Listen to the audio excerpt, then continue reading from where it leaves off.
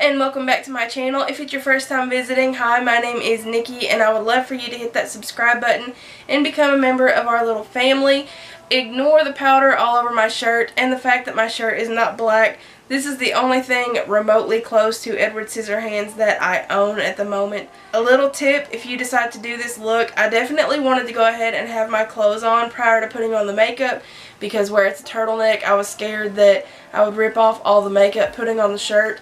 But if you are going to wear your outfit while doing your makeup, I do suggest putting on like a bib or something to that extent to protect your clothing because powder is really hard to get out, and let me tell you, we are going to be powdering our faces so much during this video.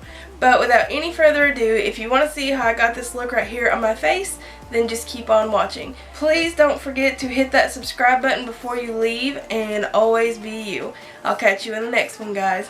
Happy Halloween. Stay safe. Alright guys, so we're starting with skin, and we're going to use the Nyx Honey Dew Me Up as our moisturizer.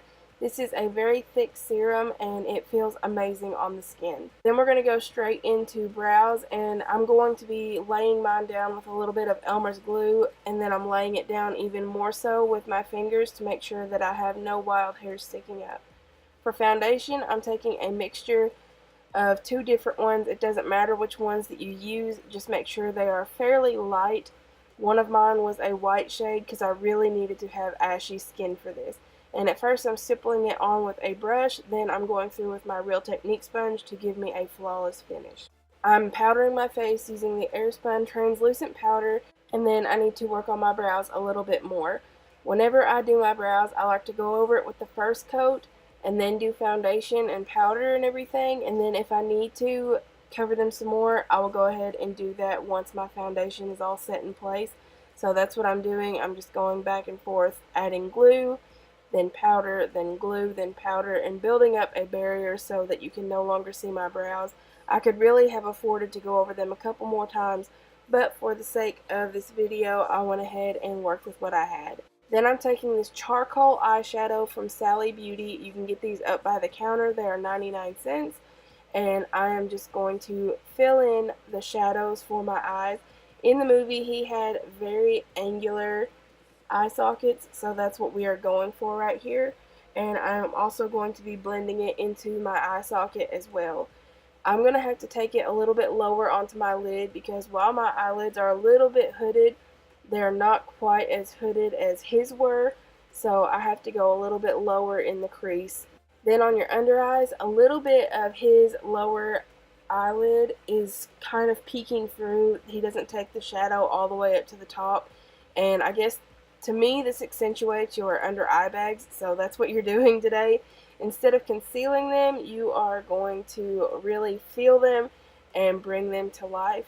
And then in the picture that I was looking at, one of his eyes kind of has a little triangle thing going down, so I did that. And then it's time to contour the nose, and I'm just taking the same gray shadow that I've been using the whole time and really slenderizing the nose.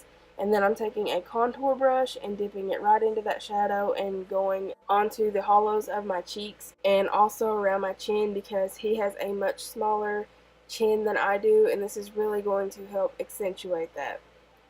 I'm also going to be taking it around my hairline to help accentuate the shadows there as well. I will keep coming back and forth to that as the video goes on just to deepen it up a little bit more and more, but you get the gist of it.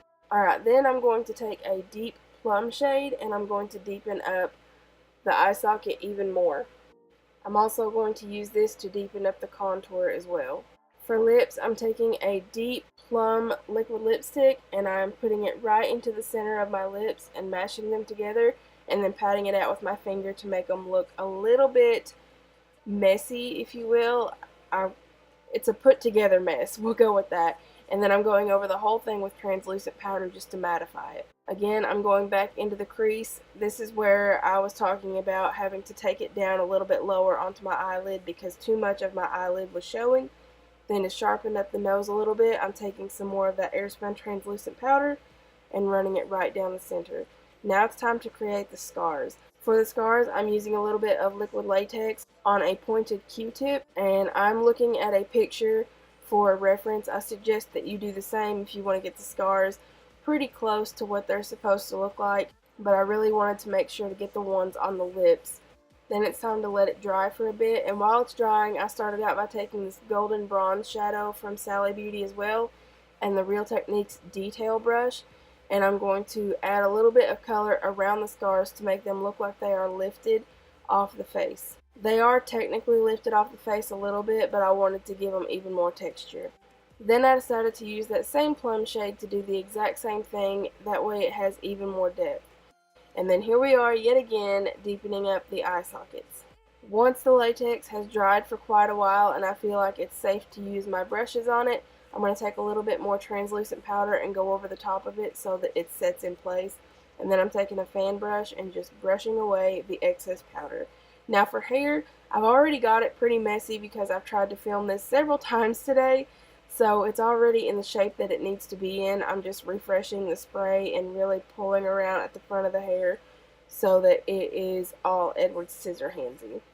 And that is the finished look, guys. I really hope that you enjoyed this one. Yeah, let me know what you think.